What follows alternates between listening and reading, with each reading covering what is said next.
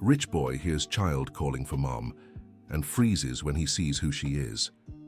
Tyler Mitchell was hurrying through the halls of Westfield Mall in New York City when a desperate cry cut through the air. A small child was screaming, "Mommy! Mommy!" with the panic of someone lost in the crowd. Without a second thought, the 19-year-old adjusted his navy blue suit and followed the sound.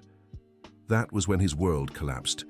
The woman hugging the little girl with loose brown hair, wearing a simple beige coat, was someone he never expected to see there. Jennifer, his older sister, who had vanished from his life exactly 5 years ago after a devastating fight over their father's inheritance. Tyler's hands trembled so badly he had to steady himself against a pillar. Their last conversation had been an explosion of cruel words. He had accused her of being greedy, of only wanting the family's money. She had left the house in tears, swearing she would never return. And she had kept that promise. Jennifer looked up and saw him. For a second, time stopped. Her eyes widened just like his. The child, a girl around 4 years old, clung to her mother, unaware of the drama unfolding. Jennifer's first instinct was to run. She scooped up the girl and tried to walk away quickly, but the child had other plans. With the curiosity typical of her age, she peeked over her mother's shoulder and locked eyes with Tyler. "Mommy, who's that handsome man?" the girl asked, pointing straight at him. Tyler's heart raced. The child's voice was sweet, innocent, and there was something about her that reminded him of his own sister when she was little. Jennifer stopped walking, as if her daughter's words had paralyzed her. "No one, sweetheart, just a stranger," Jennifer answered, but her voice shook. The girl wasn't convinced. With the determination only children possess, she wriggled out of her mother's arms and ran toward Tyler before Jennifer could stop her. "Hi, handsome man," the girl said, stopping right in front of him with a smile. "You have eyes like Mommy's." Tyler's throat tightened. It was true. The child's eyes were identical to Jennifer's, and to his. The same deep brown shade, the same almond shape. It couldn't be a coincidence. "What's your name?" Tyler asked, crouching to her level. "I'm Emma. And you?" "I'm Tyler," he said, looking straight at Jennifer, who had rushed over to retrieve her daughter. Emma clapped her hands excitedly. "That's a pretty name. Do you want to be my friend, Tyler?" Before he could answer, Jennifer stepped beside them, her face flushed with nerves. "Emma, we're leaving. Now," she said, reaching for her daughter. "But Mommy, I want to talk to Tyler." "No, Emma, let's go." Dear listener, if you're enjoying the story, don't forget to like and especially subscribe to the channel. It helps us a lot as we're just starting out. Now, continuing. Tyler stood slowly, his eyes locked on his sister. 5 years. 5 years since he'd last seen her, and here she was standing before him with a daughter who clearly hadn't existed when they fought. "Jennifer," he said, his voice barely a whisper. "No," she replied, shaking her head. "No, Tyler. Not here. Not now." "Do you know my mommy?" Emma asked, looking between the two adults with growing curiosity. Tyler didn't know how to answer. How do you explain to a 4-year-old that you're her uncle but haven't seen her mother in years because of a family feud? "I knew your mom a long time ago," he finally said. Jennifer held Emma more firmly. "Goodbye, Tyler," she said, but Emma protested. "I don't want to go. I like Tyler." "Emma, please," Jennifer begged. Tyler saw the opportunity slipping through his fingers. He couldn't let his sister disappear again, not after finding out he had a niece. "Jennifer, wait. Please, just 5 minutes," he pleaded. "There's nothing to talk about." "There is. There's so much to talk about." Emma glanced between them, sensing the tension in the air even if she didn't fully understand what was happening. "Are you fighting?" she asked, with the brutal honesty of children. The question hit both Tyler and Jennifer like a punch to the gut. That's exactly what they were doing, fighting in front of an innocent child who just wanted to make a new friend. Jennifer let out a deep sigh. 5 minutes, she finally said. But not here. They moved to a quieter corner of the food court. Emma insisted on sitting next to Tyler, fascinated by him. Jennifer remained tense, as if ready to bolt at any moment. "How old is she?" Tyler asked, watching Emma play with the napkins on the table. 4.5, Jennifer replied without looking at him. Tyler did the math quickly. Emma had been born about 6 months after their fight. Jennifer had been pregnant when she left home, and he hadn't even known. "Why didn't you tell me?" he asked, his voice thick with emotion. "Tell you what?" Jennifer finally met his gaze, her eyes glistening with unshed tears. "That I was pregnant. You made it very clear I wasn't part of the family anymore." "That's not true." "Isn't it?" Jennifer laughed bitterly. "You called me a gold digger, said I only wanted Dad's money, told me it was better if I left and never came back." Tyler felt the weight of his own words. He had said all of that, in the heat of anger and grief after losing their father. But he'd been 19 then, just a kid. "I was a child, Jennifer. I was angry. I was hurting. And I wasn't?" Her voice rose slightly. "Dad was my father too. I was pregnant, scared, and my own brother threw me out." Emma stopped playing and looked at her mother. "Mommy, why are you sad?" Jennifer took a deep breath and forced a smile. "I'm not sad, sweetheart. Mommy's just talking to Tyler. Were you friends before?" The simple question hung in the silence that followed. Tyler looked at Jennifer, remembering when they were kids. They had been best friends. Jennifer was 8 years older, but she always made time for him. She defended him at school, helped with his homework, told him bedtime stories when their parents were away. "We were more than friends," Tyler said, his voice tight. "We were family." Jennifer looked away, but Tyler saw a tear escape. "Where do you live now?" he asked. "That doesn't matter." "It does. You're my sister. Emma is my niece." "No." Jennifer shook her head firmly. "You gave that up 5 years ago." "I was wrong. I was completely wrong." Emma, bored with the grown-up talk, slid off her chair and walked over to Tyler. "Tyler, do you want to see my drawing?" she asked, pulling a crumpled paper from the small backpack Jennifer carried. Tyler took the drawing. It was a house with 3 stick figures in front, a woman, a child, and a stick man who had been scribbled over repeatedly with black crayon. "Who are these people?" he asked. "Me, Mommy, and Daddy," Emma said matter-of-factly. Tyler looked at Jennifer, who had turned red. "Where's your dad, Emma?" The little girl shrugged. "I don't know. Mommy said he left before I was born." The silence that followed was deafening. Tyler realized Jennifer had raised Emma alone all this time. Alone, without family, without support. "Jennifer, I'm so sorry," he said, his voice breaking. "You don't have to be sorry. We're fine. We don't need anyone. But you shouldn't have gone through this alone." Jennifer stood up abruptly. "The 5 minutes are up. Let's go, Emma." "I don't want to go," the little girl protested. "I want to stay with Tyler. Emma, now!" The child began to cry, and Tyler's heart shattered. He watched as his sister struggled to pick up Emma, while she kicked and flailed. "Jennifer, please don't do this," he begged. "Don't do this to her." "Don't tell me how to raise my daughter," Jennifer hissed through clenched teeth. "She wants to stay. Let her stay a little longer." "For what? So you can give her hope and then disappear?" The accusation stung, but Tyler knew he deserved it. "I won't disappear, never again." Jennifer stopped wrestling with Emma and looked straight at him. "Do you promise?" she asked, her voice as vulnerable as a child's. "I promise." Emma stopped crying and looked between the two of them. "Is Tyler going to stay with us?" Tyler glanced at Jennifer, waiting for an answer she clearly wasn't ready to give. "Tyler will visit you sometimes," Jennifer finally said. Emma's face lit up. "Really? When?" Tyler didn't miss his chance. "How about tomorrow? We can go to the park." Jennifer hesitated, but Emma was already clapping her hands. "Yes, yes, yes. I want to go to the park with Tyler." "Fine," Jennifer agreed reluctantly, "but only for an hour." 1 hour, Tyler agreed, smiling for the first time in ages. They exchanged phone numbers, and Tyler wrote down the address where Jennifer lived. He was shocked to discover it was in a distant, poor part of the city. Jennifer noticed his expression. "It's what we can afford," she said defiantly. "I didn't say anything. You didn't have to." Tyler wanted to ask what she did for work, how she managed, but it felt too invasive for a first meeting. He'd already pushed his luck this far. When they said goodbye, Emma hugged him tightly.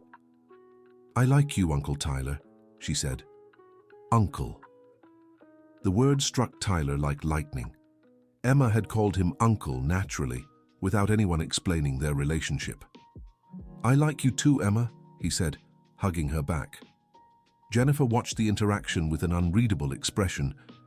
When Emma let go of Tyler, she took her daughter's hand. "See you tomorrow," she said simply. "See you tomorrow," Tyler replied. He stood still, watching them walk away. Emma waved at him over her shoulder, smiling. Tyler felt a mix of happiness and pain. Happy to have found his family, but aching for all he'd lost. That night, Tyler barely slept. He kept thinking about everything that had happened, all the questions still unanswered. How had Jennifer managed financially? Where did she work? Why had she chosen to raise Emma alone instead of seeking help? But the question that haunted him most was, could Jennifer ever forgive him? The next morning, Tyler arrived at the park 15 minutes early. He was as nervous as if it were a first date. He'd bought some toys for Emma and was eager to see her again. When they arrived, he was surprised to see Jennifer dressed differently. At the mall, she'd worn expensive, well-tailored clothes. Today, she had on simple jeans and a plain blouse. The contrast was striking. "Good morning," he said, a little unsure. "Good morning," Jennifer replied, more relaxed than the day before. Emma ran to him and hugged him. "Tyler, did you bring toys?" "Maybe," he said with a wink. They spent the morning at the park. Tyler pushed Emma on the swings, helped her on the slide, and played tag with her. Jennifer sat on a bench watching. Every now and then, Tyler caught a fleeting smile on her face. During a moment when Emma was playing in the sandbox, Tyler sat beside Jennifer. "She's amazing," he said. "Yeah," agreed Jennifer, smiling as she watched her daughter. "You did an amazing job raising her." Jennifer looked at him, surprised by the compliment. "Thank you. How did you manage? Alone, I mean." Jennifer sighed. "It wasn't easy. The first few years I worked 3 different jobs. Emma stayed with a neighbor who took care of other kids." 3 jobs? Office cleaning at night, cashier at a convenience store in the morning, and waitressing on weekends. Tyler felt a knot in his stomach. While he lived comfortably off his father's inheritance, his sister was struggling to survive. And now, just one now, I can afford to pay someone to watch Emma while I work. "Where do you work?" Jennifer hesitated before answering. "Cleaning, at an office building downtown." Tyler was about to ask which building when Emma came running back. "Mommy, I'm hungry." "Let's get something to eat then," Tyler said quickly. "My treat." Jennifer started to protest, but Emma was already pulling both their hands. "I want pizza," she announced. They went to a pizzeria near the park. Emma dominated the conversation, telling Tyler about her daycare friends, her favorite cartoons, and her dreams of having a dog. "Mommy said when we move to a bigger house, I can have a dog," she said. Tyler looked at Jennifer. "You're moving?" "It's just a dream," Jennifer said quickly. "Maybe someday." "I want a mutt," Emma continued, oblivious to the tension. "Mommy said they're the best because they have so much love to give." Tyler smiled. That was such a Jennifer answer. When they were kids, she always stood up for the underdogs, the abandoned ones. After lunch, they went back to the park. Emma was tired and fell asleep in Tyler's arms as he gently rocked her on the swing. It was a moment of pure peace. "She doesn't usually fall asleep with strangers," Jennifer said softly. "Maybe she doesn't see me as a stranger," Tyler replied, looking at the girl in his arms. "Maybe not." They sat in silence for a few minutes, just watching Emma sleep. "Tyler," Jennifer finally said, "why were you at the mall yesterday?" "Business meeting. I have a small consulting firm." "How does Mum feel about that?" Tyler laughed bitterly. "She doesn't know. We barely talk since you left." Jennifer looked at him in surprise. "You two fought?" "Not exactly, but after you were gone, I realized some things about her, about how she treated you, and I didn't like it." "What do you mean?" Tyler hesitated. He wasn't sure if he should tell Jennifer what he'd discovered about their mother after she left. "After our fight, I thought a lot about everything that happened, and I started questioning some things Mom said." What kind of things? She said you were only interested in the money, but I remembered you never cared about money when we were kids. You always gave your things away to kids in need. Jennifer looked away. People change. They do. But you haven't changed that much. Emma stirred slightly in Tyler's arms but stayed asleep. Tyler, Jennifer said, her voice low. There's something you need to know. What? I tried to reach out to you several times. Tyler's heart raced. When? When I found out I was pregnant, when Emma was born, on her first birthday. I sent letters, emails, left messages at the company. I never got any of them. I know. Now I do. What do you mean? Jennifer took a deep breath. I found out Mom intercepted everything. She admitted it during an argument we had 2 years ago. Tyler felt the world spin. His mother had kept Jennifer from contacting him. She'd lied to both of them. You talked 2 years ago? She came to me. Said she wanted to meet Emma. And what happened? Jennifer laughed, but there was no humor in it. What do you think happened? She offered me money to keep Emma away from the family, said a bastard granddaughter would stain the Mitchells' reputation. The anger Tyler felt at that moment was so intense he had to force himself not to wake Emma. His mother had done this. She had torn the family apart and even tried to buy Jennifer's silence. Why didn't you come to me directly? How? You live in a penthouse with 24-hour security. You work in a commercial building with guards. I'm just a cleaner, Tyler. I couldn't get near you. The reality hit Tyler like a punch. Jennifer was right. The world he lived in was completely different from hers. He was isolated by his own wealth. Jennifer, I swear I didn't know any of this. I know, now I do. How do you know? Because if you had known, you would have shown up. You've always been stubborn when it comes to family. Tyler looked at Emma, sleeping in his arms, and made a decision. I want to see where you live. Tyler, please, I want to understand how you live. I want to be part of her life. Jennifer studied him for a long moment. All right, but don't expect much. Dear listener, if you're enjoying the story, don't forget to like and especially subscribe to the channel. It really helps us who are just starting out. Now, continuing.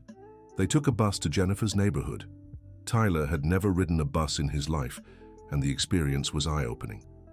The bus was crowded, hot, and uncomfortable. Emma woke up during the ride and took it all in stride, as if it were routine. We always take the bus, she told Tyler. Mommy says it's an adventure. Tyler glanced at Jennifer, who was flushed with embarrassment. It really is an adventure, he agreed, smiling at Emma. The neighborhood was nothing like what Tyler knew. The streets were narrow, some houses needed repairs, but life pulsed on every corner. Kids played outside, neighbors chatted on sidewalks, and small businesses operated out of converted garages. Here we are, Jennifer said, stopping in front of a 3-story building. They climbed to the second floor. Jennifer opened the door to a small but clean and tidy apartment. Tyler was struck by how well kept it was. Everything had its place. Flowers sat on the windowsill, and Emma's drawings were stuck to the fridge. It's small, Jennifer said defensively. It's cozy, Tyler corrected, realizing he meant it. Emma ran to her room and came back with a doll. This is Molly, she announced. She's my best friend. Tyler examined the doll. It was simple, clearly not expensive, but well cared for. Nice to meet you, Molly, he said solemnly, making Emma giggle. Jennifer prepared a simple snack, bread with butter and juice. They sat at a small table in the living room. Tyler noticed there were only 2 chairs. Sorry, we only have 2, Jennifer said. No problem, I'll sit on the couch. The couch was plain, but Tyler could see Jennifer had tried to brighten it with colorful cushions she'd probably made herself. As they ate, Emma told Tyler about her daily routine. She woke up early, had breakfast with Mommy, went to daycare, came home in the evening, and helped Mommy make dinner. What do you do at night? Tyler asked. We watch cartoons. Sometimes Mommy reads me a story and then I go to sleep, Emma said. Do you have a TV in your room? Emma laughed. No, Uncle Tyler. We only have one TV. I sleep in bed with Mommy. Tyler looked around and realized the apartment had only one bedroom. Jennifer and Emma shared a bed. It's nice sleeping with Mommy, Emma added. She rubs my back till I fall asleep. Tyler's heart tightened. They had so little, but Emma spoke as if she had everything. After the snack, Emma wanted to show Tyler her drawings. She had a box full of colorful papers. Tyler noticed most were done on the back of used sheets, bills, flyers, any paper Jennifer could reuse. "This one's my favorite," said Emma, holding up a drawing of two people holding hands. "It's me and Mommy." "It's very beautiful," Tyler said, genuinely moved. "Mommy says one day we'll have a big house with a yard for me to play in," Emma added. Tyler glanced at Jennifer, who was tidying the kitchen. "And do you believe Mommy?" "Of course. Mommy always keeps her promises." Later, when Emma was watching cartoons, Tyler approached Jennifer in the kitchen. "Let me help you," he said. "With what?" "Financially. A bigger apartment, a better school for Emma." "No," Jennifer replied instantly. "Why not?" "Because I don't want your pity." "It's not pity. It's responsibility. I should have been here from the start. But you weren't, and we managed just fine on our own." Tyler looked around the small kitchen, taking in the old pots, the noisy fridge, the stove with broken burners. "Jennifer, you deserve more than this. Deserving doesn't mean we'll accept charity. It's not charity, it's family." Jennifer stopped washing dishes and turned to him. "Family? Where was this family when I needed them?" "Being deceived by a manipulative mother," Tyler answered firmly. Jennifer sighed. "Tyler, I've learned to live without depending on anyone. It's better this way." "Better for who? You or Emma?" The question hit its mark. Jennifer fell silent for a moment. "It's not fair to use Emma against me. I'm not using anyone, I'm just saying she has a right to have an uncle in her life, and you have a right to have a brother." Jennifer turned to him, her eyes glistening with tears. "You hurt me so much, Tyler, so much." "I know. And I'll spend the rest of my life trying to make up for it. It's not just about making up, it's about trust. How do I know you won't disappear again when the novelty wears off?" Tyler understood her concern. It was valid. He'd broken her trust once, and now had to earn it back. "You don't," he admitted. "You'll have to trust me, and I'll have to prove every day that I deserve it." Emma appeared in the kitchen, interrupting them. "Mommy, can Tyler stay for dinner?" Jennifer looked at Tyler, then at her daughter. "If he wants to." "I'd love to," Tyler said quickly. Dinner was simple: rice, beans, and fried eggs. But Tyler couldn't remember the last time he'd eaten something so delicious. Maybe it was the company, or maybe it was the love Jennifer put into the food. Emma chattered through the meal, telling jokes she'd learned at daycare and asking questions about everything. "Tyler, do you have kids?" she asked. "No, Emma." "Why not?" Tyler laughed. "Haven't met someone special to have kids with yet. You could adopt," Emma suggested. "Miss Amanda at daycare adopted Aiden, and now they're a happy family." "That's a good idea," Tyler agreed. "Or you could share with me and Mommy," Emma said casually. "We have lots of love to give." The silence that followed was heavy with emotion. Tyler glanced at Jennifer, who was fighting back tears. "That's a very tempting offer," Tyler said, his voice thick. After dinner, Tyler helped Jennifer wash the dishes while Emma played in the living room. It was a simple domestic moment, but it meant the world to him. "Thank you," Jennifer said as she dried the plates. "For what?" "For not judging, for not trying to change everything at once, for being here. Thank you for letting me be here." When it was time for Tyler to leave, Emma felt sad. "Will you come back tomorrow?" she asked. "If your mum says it's okay," Tyler replied, looking at Jennifer. "Maybe not tomorrow," Jennifer said, "but soon." Emma accepted the answer and hugged Tyler tightly. "I love you, Uncle Tyler," she said simply. The words struck Tyler like lightning. Emma loved him. After just 2 days together, she already considered him family. "I love you too, Emma," he answered, hugging her back. Tyler went down to the street and called a rideshare. As he waited, he looked up and saw Jennifer and Emma at the window, waving at him. He waved back, feeling a mix of happiness and determination. That night, Tyler made a decision. He would find out everything he could about Jennifer's life, where she worked, what her dreams were, her struggles, and he would find a way to help, even if she didn't accept direct assistance. The next day, Tyler began his investigation. he discovered Jennifer worked for a cleaning company that serviced several office buildings in the city. What he didn't expect to find was that one of those buildings was exactly where his own office was located. For 5 years, Jennifer had worked in the same building as him, always entering through the service entrance, cleaning offices overnight. They had been so close without knowing it. Tyler decided to dig deeper. He spoke to the night doorman, who confirmed he knew Jennifer. "Jennifer? Of course I know her. Great person. Always polite, hardworking. Has a beautiful little girl," the doorman said. "Do you see her often?" "Every night. She arrives at 10 and leaves at 6 in the morning. Sometimes she brings her daughter when she has no one to leave her with. The girl sleeps in the break room." Tyler was shocked. Emma sometimes spent the night in the building because Jennifer had no one to watch her.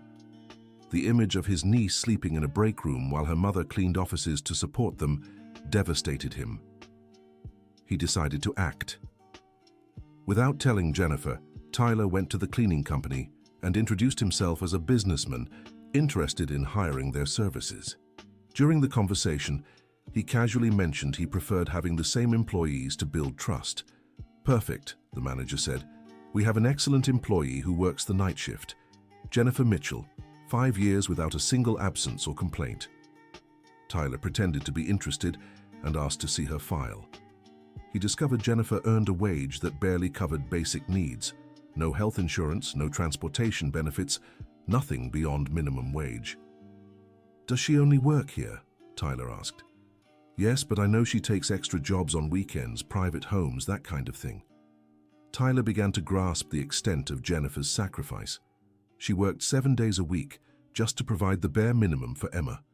That night, Tyler stayed late at the office. At 10 o'clock, he saw Jennifer enter the building through the service entrance. His heart raced. She was there, so close, doing the work that supported her daughter. Tyler had an idea. He left his office and went to the floor where he knew Jennifer would be cleaning. When she saw him, she nearly dropped her bucket of water. "Tyler, what are you doing here?"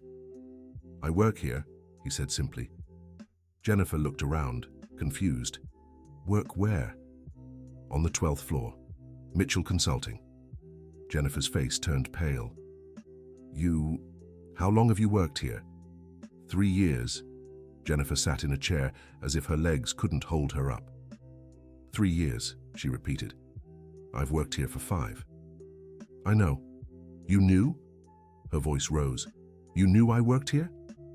"No. I found out yesterday." "How?" Tyler told her about his investigation, speaking to the doorman, contacting the cleaning company. "You looked into me?" Jennifer stood up furious. "I wanted to understand your life. It's none of your business."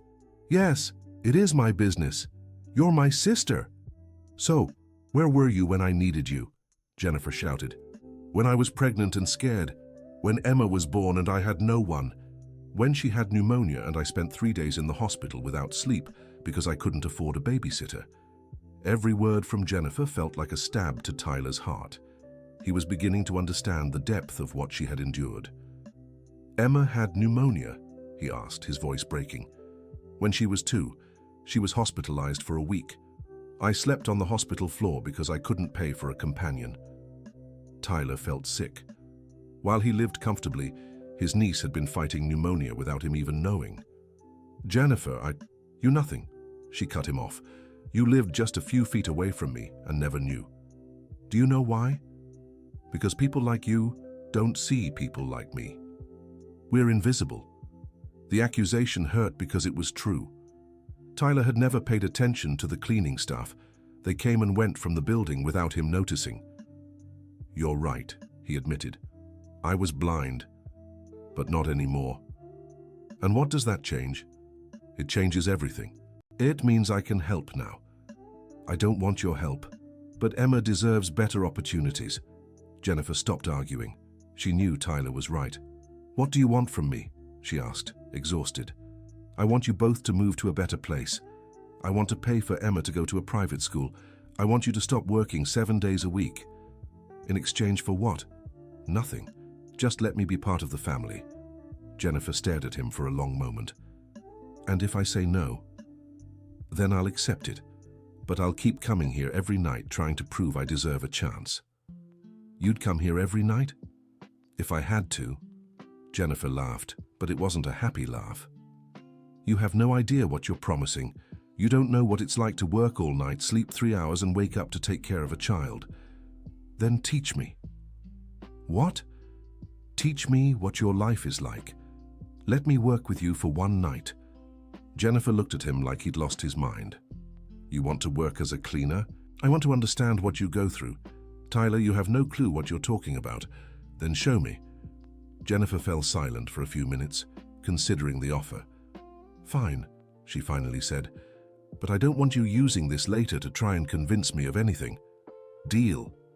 And so began the most eye-opening night of Tyler's life. Jennifer gave him a company uniform and put him to work. He discovered cleaning an entire floor was much harder than he'd imagined. His back ached, his knees hurt, and his hands grew rough from the cleaning chemicals. "That's just the first floor," Jennifer said when Tyler complained about being tired. "We still have 5 more to clean." Tyler looked at her with newfound respect. How did she do this every night? As they worked, Jennifer shared more about her life. The early mornings when Emma was sick, but she still had to work. The weekends spent cleaning houses for extra money. The dreams she'd given up to raise her daughter. "You had dreams?" Tyler asked. "I wanted to study education. I've always loved kids." "Why don't you?" Jennifer laughed. "With what time? With what money?"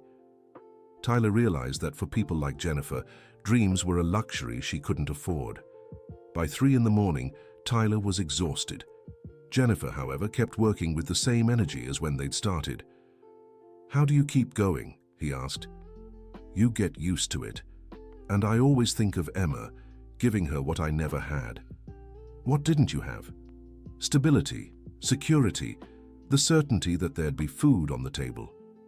Tyler realized he knew nothing about Jennifer's childhood. She was 8 years older, and by the time he was born, she was already in school. He had never asked about her life before he existed. "What was your life like when you were little?" he asked. Jennifer stopped cleaning and looked at him. "Different from yours." "How so?" "Our parents were already rich when you were born. When I was born, they were still building their empire. Things were harder." Tyler hadn't known that. In his memory, they had always had money. "Dad worked 18 hours a day," Jennifer continued. "Mum was nervous, stressed. I spent a lot of time alone." "But it got better, didn't it?" "For you, it did. You were born after they'd made it. I grew up during the struggle." Tyler began to understand. Jennifer had sacrificed her own childhood so he could have a comfortable life. And now she was sacrificing her own life so Emma could have the best she could offer.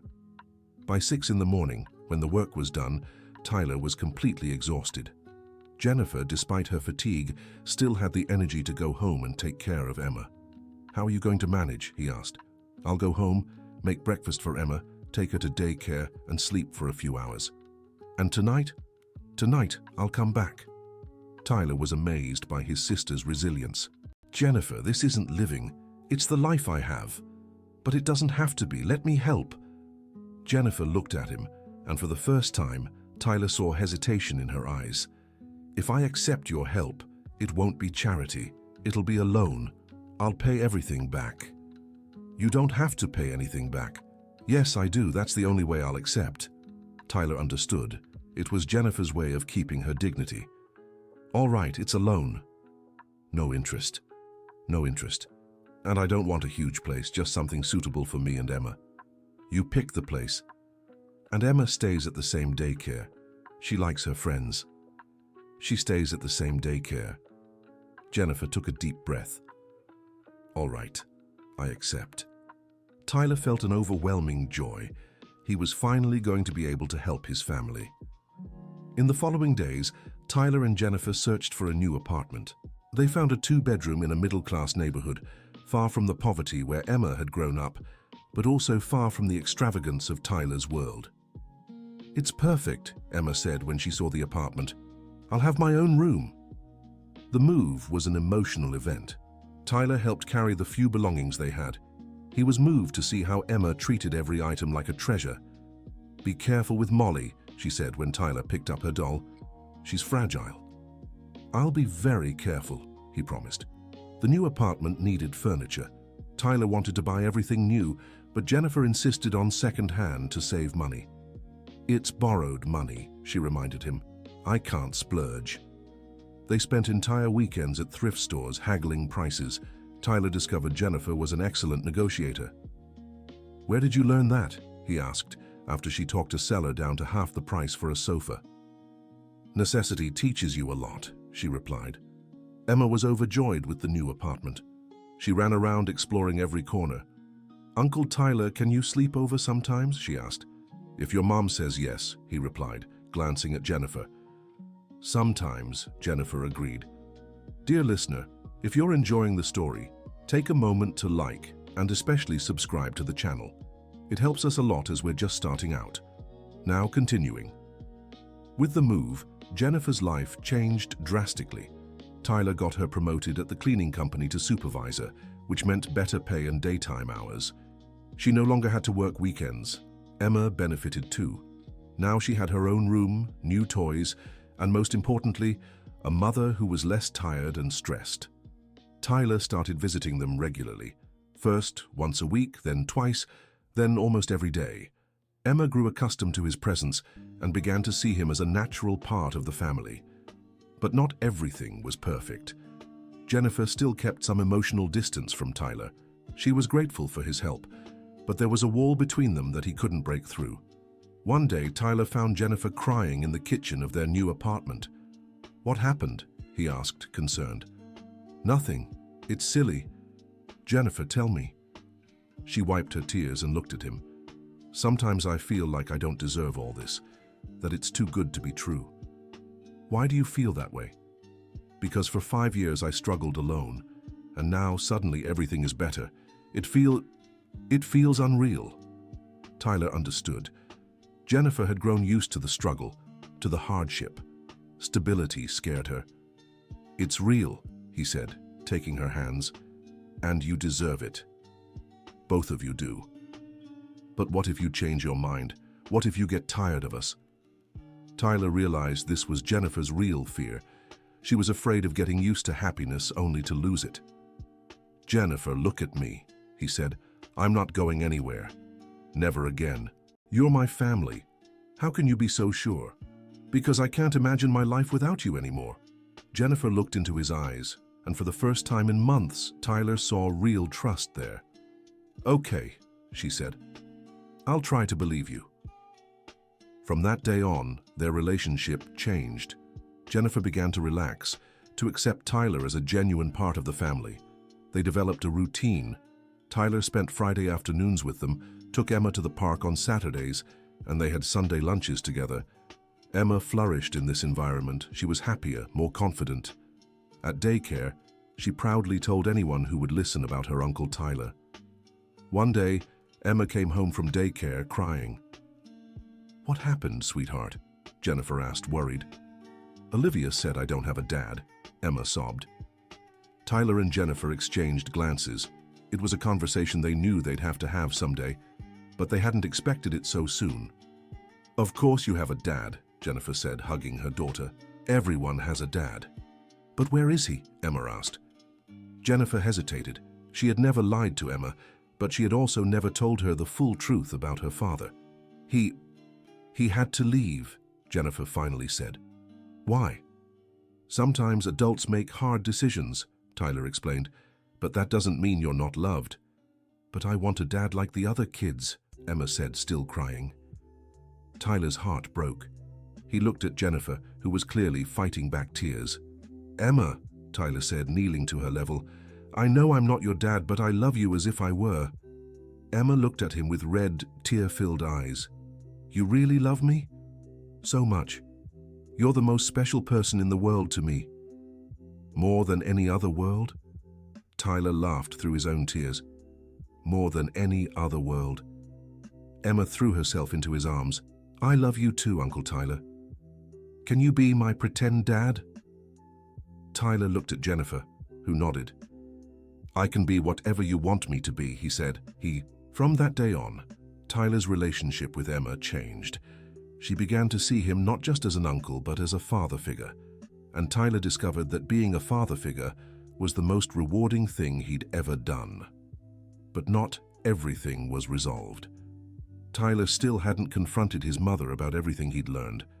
She called occasionally, pretending to care about how he was, but always avoiding any mention of Jennifer and Emma.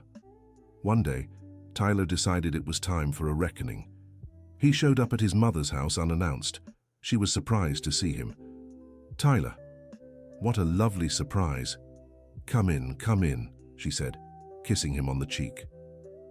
The house was exactly as he remembered, large, immaculate, and cold.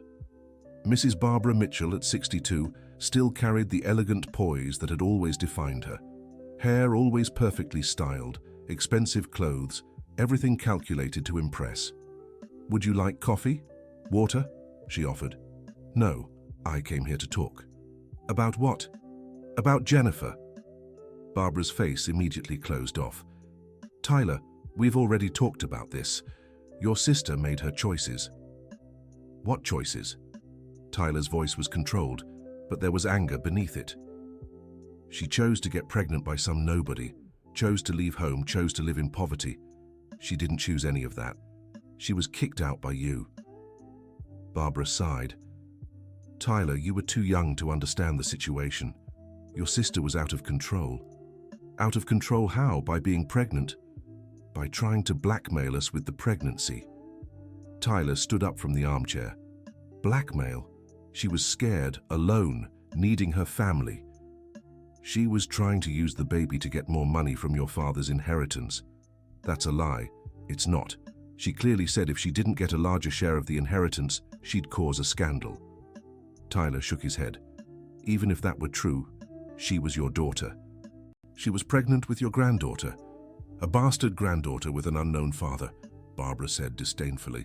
The anger inside Tyler exploded. "Stop talking like that. Emma is an innocent child, your granddaughter." "That child is nothing to me." "Yes, she is. And you've missed 5 years of her life because of your pride." Barbara stood up too, furious. "Pride? I protected our family from humiliation. I protected our reputation." "What reputation? As cruel people who abandon their own family. We have a name to uphold, Tyler, a social standing to maintain.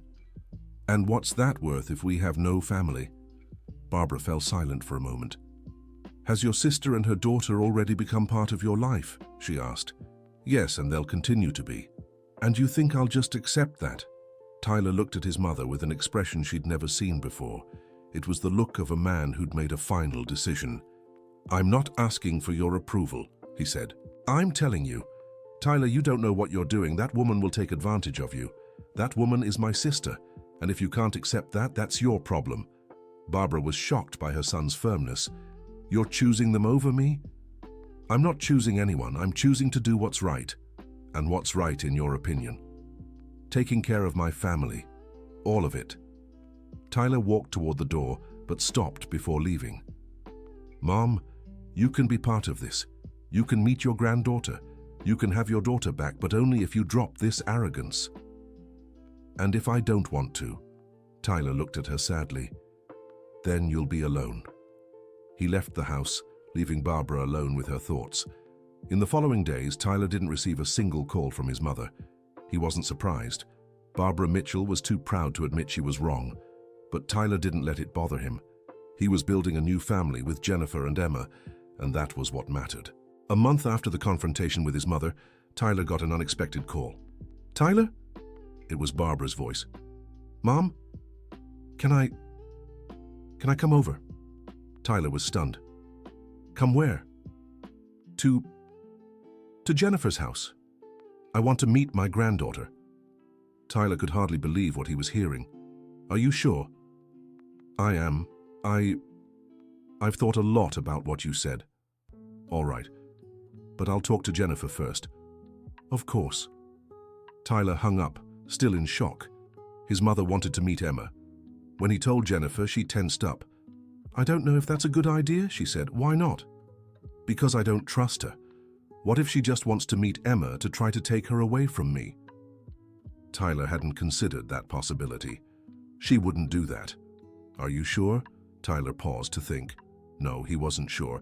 His mother was capable of anything when it came to controlling a situation. What do you think we should do? I think she can meet Emma, but here at my place with you present.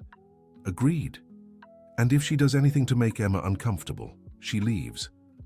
Agreed. They scheduled the meeting for the following Sunday. Tyler was nervous, but Jennifer was terrified.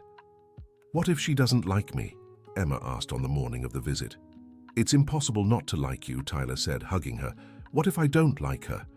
Then you don't have to pretend, but be polite. Barbara arrived promptly at 3 in the afternoon. Tyler opened the door and was surprised to see her. For the first time in her life, she seemed nervous. Hi, Mom. Hi, son. Barbara stepped into the apartment and looked around. Tyler could tell she was making an effort not to comment on the size or the decor. Jennifer appeared in the living room, tense but composed. Hello, Barbara? Hello, Jennifer. They greeted each other coolly but politely. Emma was the last to appear, curious but shy. Grandma, she asked, looking at Barbara. Barbara was speechless. It was the first time anyone had ever called her Grandma. Hi, Emma, she said, her voice thick. You're pretty, Emma said with childlike honesty. Barbara smiled for the first time. Thank you. You're very pretty too. Tyler said you're his mom. I am. So that makes you my grandma. It does. Emma thought about this for a moment. Cool. I never had a grandma before. Barbara's heart clenched. Her granddaughter had never had grandparents because she had rejected this family. Would you like to show me your toys? Barbara asked. Emma's face lit up. Yes, come on, Grandma. Emma took Barbara's hand and pulled her toward her room. Tyler and Jennifer stayed in the living room, watching from the doorway. Look, this is Molly, Emma said, introducing her doll. She's my best friend. She's very pretty, Barbara said, carefully holding the doll. And this is my favorite book. Tyler reads it to me every night. Barbara glanced at the simple book, and then at Tyler, who was watching from the door. He reads to you? Every day. Sometimes he makes up stories too.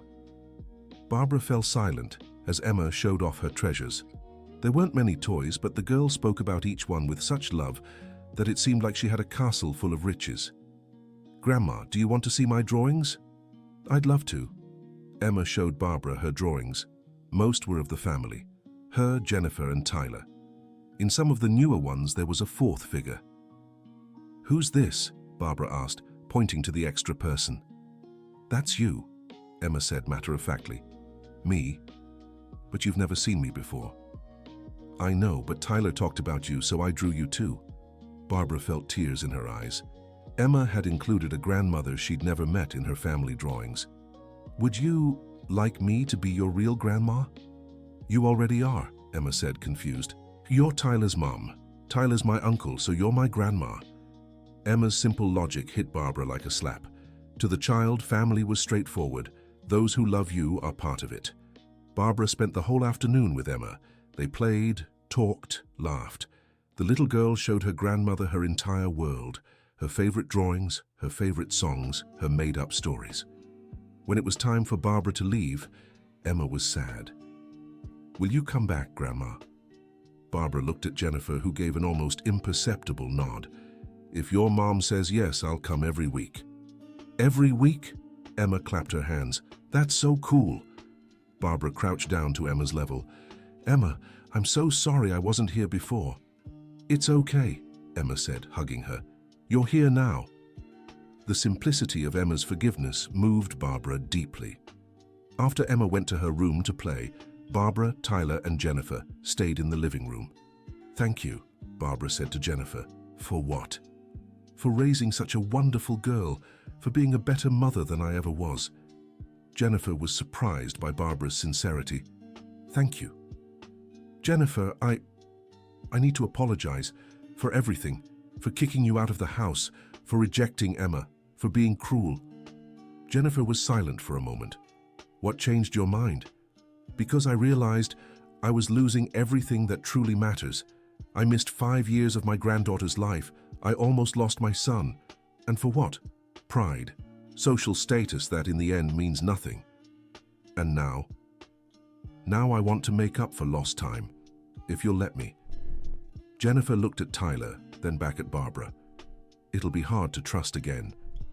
I know, but I'm willing to work for it. In the months that followed, Barbara became a constant presence in Emma's life.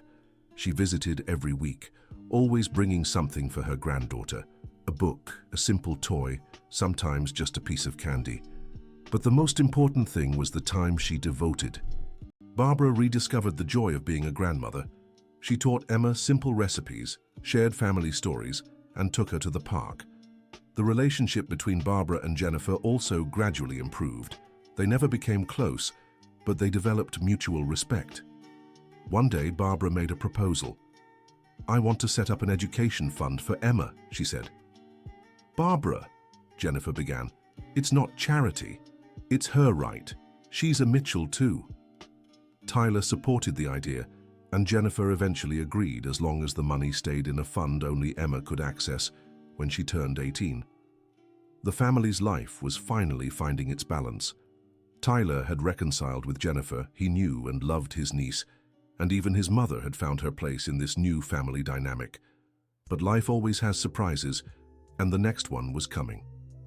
One Friday afternoon, Tyler arrived at Jennifer's apartment and found her crying in the kitchen. Emma was at daycare, so she was alone. "What happened?" he asked, immediately concerned. "I got a call today," Jennifer said, wiping her tears. "From who?" "Emma's father." Tyler felt the world spin. Emma's father, the man who had abandoned Jennifer when she was pregnant and disappeared from their lives. What did he want? He wants to meet Emma. Tyler was silent, processing the information. "How did he find you?" "He tracked me down on social media, saw photos of Emma." "What did you say?" "That I needed time to think."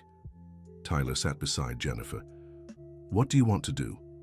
"I don't know," Jennifer sighed. "On one hand, Emma's always wanted to meet her dad. On the other, I'm scared of what this could do." "Scared of what?" "That he'll show up now, give Emma hope, and then disappear again." Tyler understood the worry.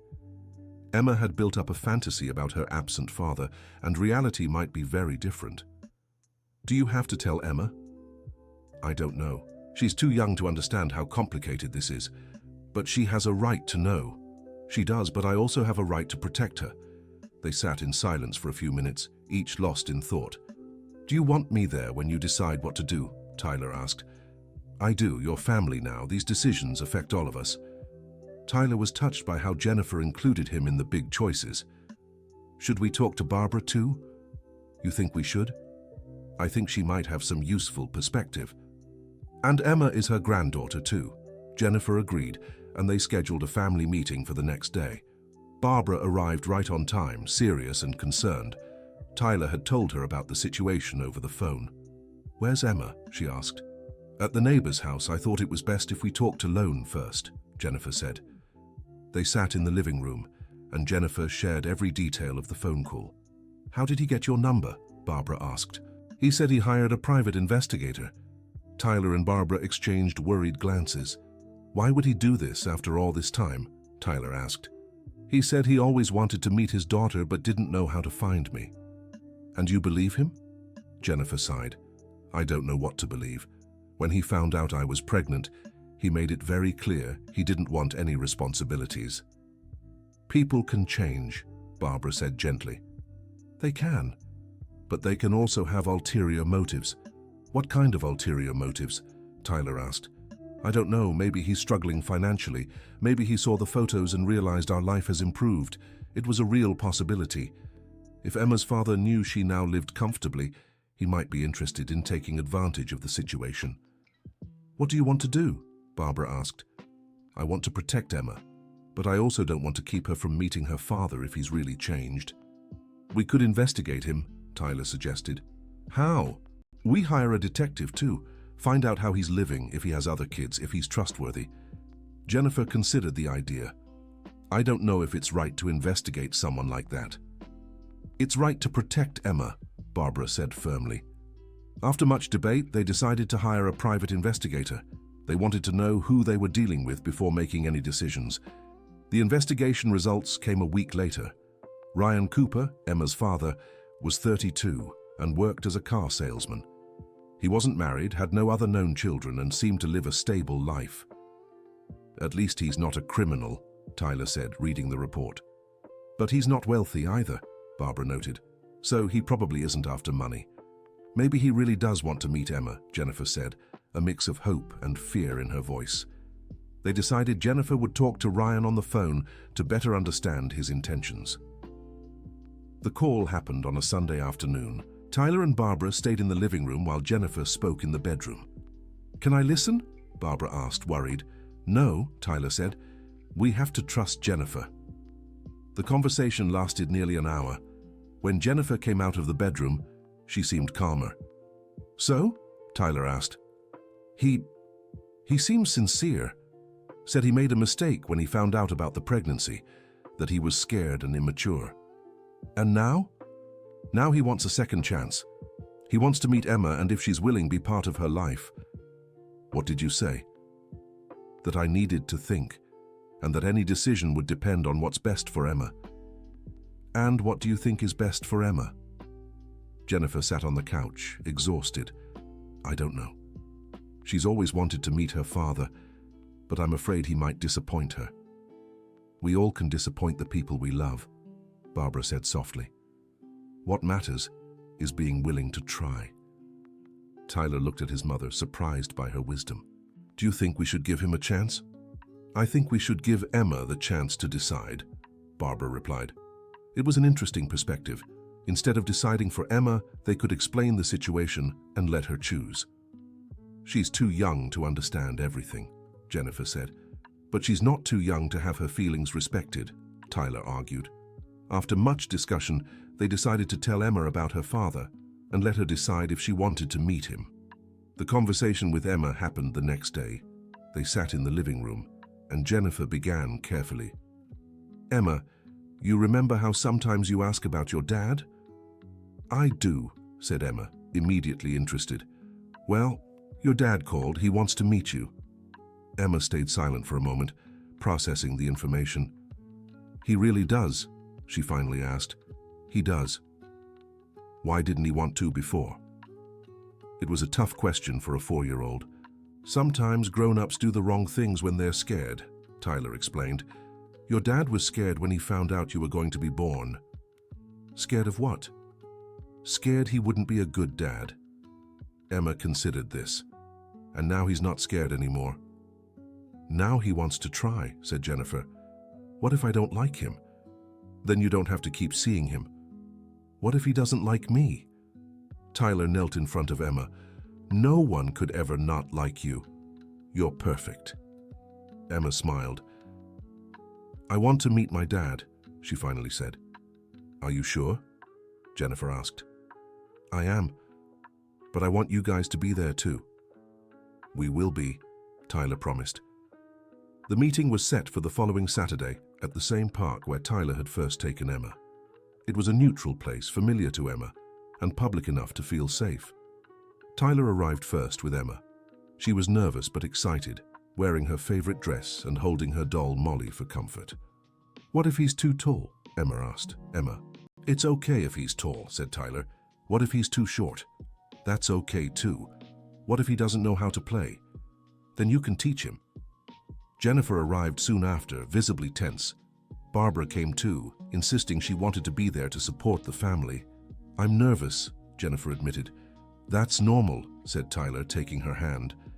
At exactly 3 o'clock, a man of average height with brown hair and kind eyes approached the group. Tyler recognized him immediately from the investigation photos. "Jennifer?" he asked hesitantly. "Ryan," she replied.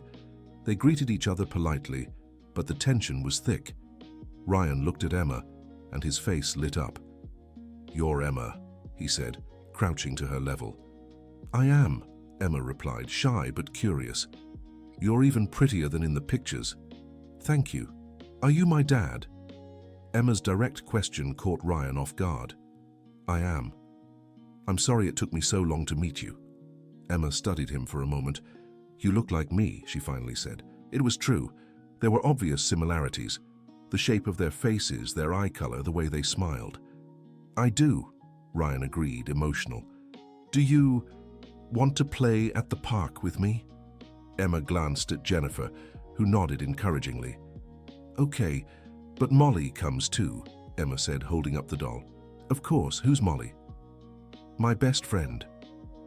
Ryan spent the whole afternoon with Emma. They played on the swings, the slide, and built sandcastles.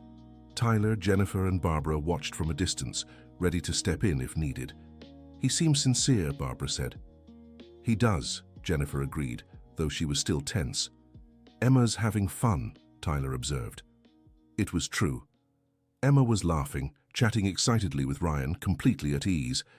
During a moment when Emma went to the restroom, Ryan approached the adults.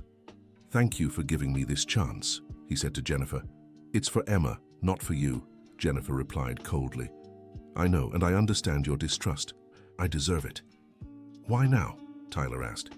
"Why after 5 years?" Ryan sighed. "Because I finally grew up. Because I realized I made the biggest mistake of my life when I walked away. And because I don't want Emma to grow up not knowing who I am." "What if she doesn't want you in her life?" Barbara asked. "Then I'll accept and step out of her life. But I hope she wants me to." When Emma returned, she ran straight to Ryan. "Dad, do you know how to fly a kite?" The word "Dad" coming so naturally from Emma's mouth moved everyone present, including Ryan, who had to blink several times to hold back tears. "Yes, I do. Would you like me to teach you?" "Yes." They spent another hour flying the kite. Emma was radiant, finally doing something all the other kids did with their parents. When it was time for Ryan to leave, Emma grew sad. "Will you come back?" "If your mom allows it, I'll come next week." Emma looked at Jennifer with pleading eyes. "Let him come back, Mom, please." Jennifer glanced at Tyler and Barbara, who nodded encouragingly. "All right, but we'll take it slow, once a week." Emma's face lit up. "Thank you, Mom." She ran and hugged Jennifer, then turned back to Ryan. "Bye, Dad. See you next week." "See you next week, Princess." After Ryan left, they went for ice cream. Emma couldn't stop talking about her dad. "He's nice," she said, "and he knows how to have fun." "Do you like him?" Jennifer asked. "I do, but not more than you guys," Emma quickly reassured. "You're still my main family." Tyler smiled. Even after meeting her dad, Emma made it clear that her main family was the one who had always been there for her. In the following weeks, Ryan became part of Emma's routine. He came every Saturday, always punctual, always with a planned activity. He took Emma to the zoo, the movies, taught her new things. But most importantly, he respected the boundaries Jennifer had set. He never contradicted her rules, never tried to buy Emma's affection with expensive gifts, never made promises he couldn't keep. Gradually, Jennifer began to relax. Ryan was proving himself trustworthy. One day, Emma asked a question that surprised everyone. "Why don't you live together?" The question was directed at Jennifer and Ryan, who exchanged uncomfortable glances. Because we're not married," Jennifer explained. "But you could get married," Emma suggested with the simple logic of a child. "It doesn't work like that, sweetheart," Ryan said gently. "Your mum and I are friends. Sometimes parents live apart. Like Uncle Tyler and Grandma Barbara?" "Exactly, like Uncle Tyler and Grandma Barbara." Emma accepted the explanation, but Tyler could tell she was still processing the idea of having a different kind of family. As the months passed, their family dynamic settled. Emma had a present mother, an adoring uncle, a loving grandmother, and a dad who visited regularly. It wasn't a traditional family, but it was a loving one. Tyler remained the primary father figure in Emma's life, but now he shared that role with Ryan. Surprisingly, it worked well. The two men developed a respectful relationship, both united by their love for Emma. A year after the family's reunion, they decided to throw a party to celebrate Emma's 5th birthday. It was the first party where the whole family was present: Jennifer, Tyler, Barbara, Ryan, and of course the birthday girl. Emma was radiant. She ran around hugging everyone, thanking them for the gifts, laughing at the games. "Thank you for giving me the best family in the world," she said as she blew out the candles. Tyler felt tears in his eyes. Emma had put into words exactly what he was feeling.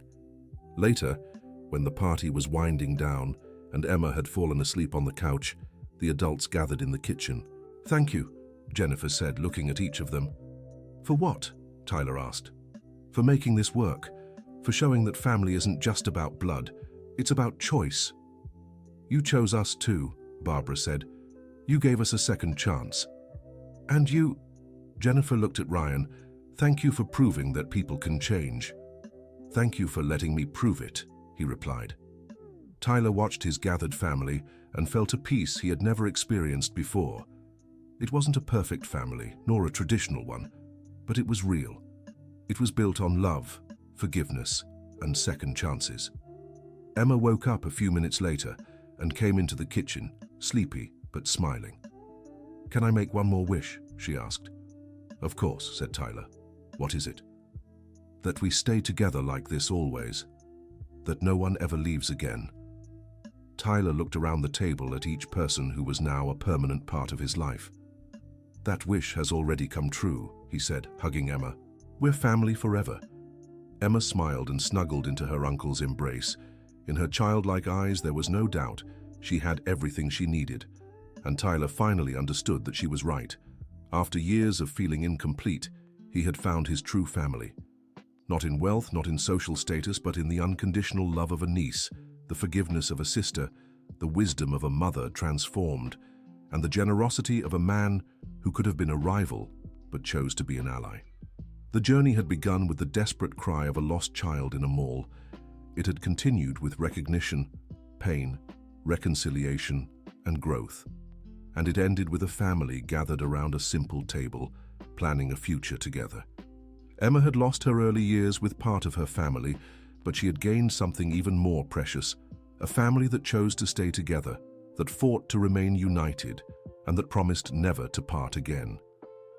And Tyler, who had started as a lost rich young man in his own world, discovered that true wealth lay in the people we choose to love, and who choose to love us back. The end of the story. Now tell us what you thought of this story and where you're listening from. If you have something to share with us, leave it in the comments with sincere words. Do you believe the family managed to overcome all the obstacles? We'd love to read your opinion. Thank you so much for being here. Don't forget to like and, most importantly, subscribe to the channel so you don't miss other heartwarming stories.